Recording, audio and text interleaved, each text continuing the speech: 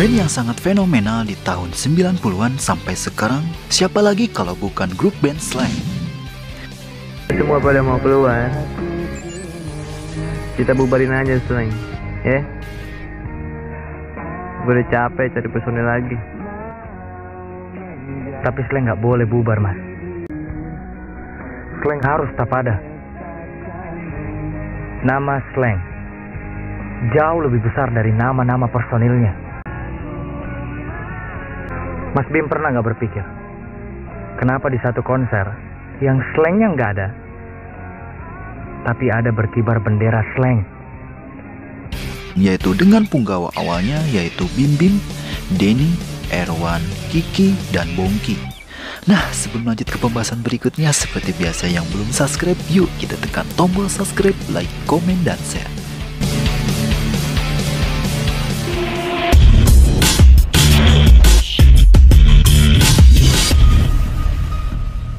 Guys,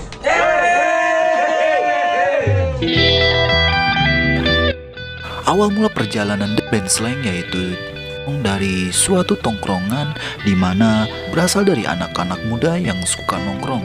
Sebut saja namanya Bim Bim. Nah, sebelumnya Bim Bim lebih dulu membentuk yang namanya grup band bernama Cikini Stone Complex atau yang singkat CSC bersama teman-teman SMA-nya di perguruan Cikini, Jakarta. SC ini bubar, Bim Bim mengajak sepupunya Denny, Erwan, dan Kiki, yaitu untuk kembali mendirikan sebuah grup musik yang awalnya diberi nama Red Devil. Berbeda dengan CSC yang sering memainkan lagu-lagu The Rolling Stones, Red Devil lebih berani memainkan lagu sendiri dan lagu apa yang saja mereka suka. Meski lebih banyak lagu barat terlebih Van Halen, karena vokal Erwan dianggap mirip sama David Lee Roth. Kurang puas main dengan satu gitar saja, lantas Bim Bim mengajak Bongki Marcel yang merupakan gitaris Rese Band. Nah, ketika itu bisa dibilang Rese Band adalah saingannya Red Devil. Mereka pun sering manggung dengan memainkan lagu sendiri dan lagu Van Halen.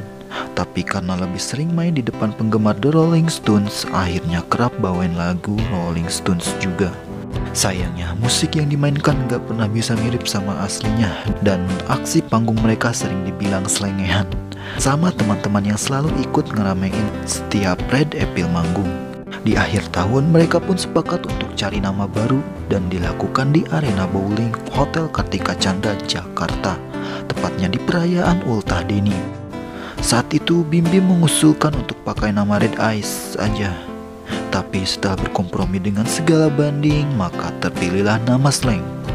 Nah, pada tahun 1983 band Slank terbentuk. Jadi markas besar mereka dan menjadi situs wajib yang harus dikunjungi para slanker. Saat pemilihan nama tersebut, Bongki kurang menyimak apa yang teman-teman satu bandnya bicarakan karena sibuk memperhatikan gadis-gadis cantik di tempat tersebut. Nama Slank ini terinspirasi dari kawan-kawan yang sering menyebut mereka cowok slengean. Jadi Slank merupakan kependekan dari kata slengean dan menggunakan huruf K biar lebih keren. Penampilan perdana mereka dengan menyandang nama Slank di sebuah universitas dengan membawakan lagu-lagu ciptaan sendiri dengan pengawalan Eri, kakak Erwan selaku manajer Slank.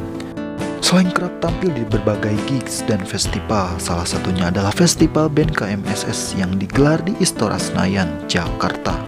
Berbekal keunikan yang dimilikinya, Slank percaya diri tampil di acara ini dengan mengikut sertakan instrumen musik daerah yakni gamelan Jawa yang dimainkan oleh Erwan. Irama yang dihasilkan gamelan dianggap sebagai bluesnya Indonesia. Dan aksi panggung Slank pun mendapat perhatian lebih dari penonton. Sayangnya, pemenang festival musik ini adalah Grace Rock asal Surabaya. Di tahun 1984, Kiki, yaitu sebagai gitar, memutuskan untuk hengkang dari Slank, yaitu untuk mengisi kekosongan di awal tahun 85, Slank memutuskan untuk menggait Adri Sidarta. Kehadiran Adri justru membawa warna baru untuk musik Slank, karena kakak kandung Bim Bim ini memainkan alat musik yang sebelumnya tidak terdapat di Slank, yaitu keyboard. Belum lama setelah masuknya Adri, Erwan sebagai vokal memutuskan untuk undur diri dari Slank karena harus melanjutkan pendidikannya di Amerika. Sepeninggal Erwan, posisi vokalis yaitu diisi oleh Uti dan Lala.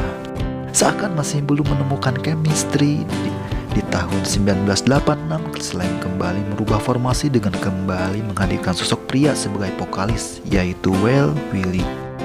Mantan vokalis CSJ ditarik untuk mengisi vokal dan terbentuklah slang formasi kelima.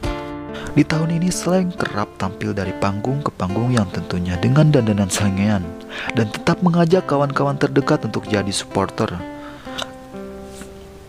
Setahun setelahnya personil slang silih berganti dari posisi bass, gitar dan sebagainya.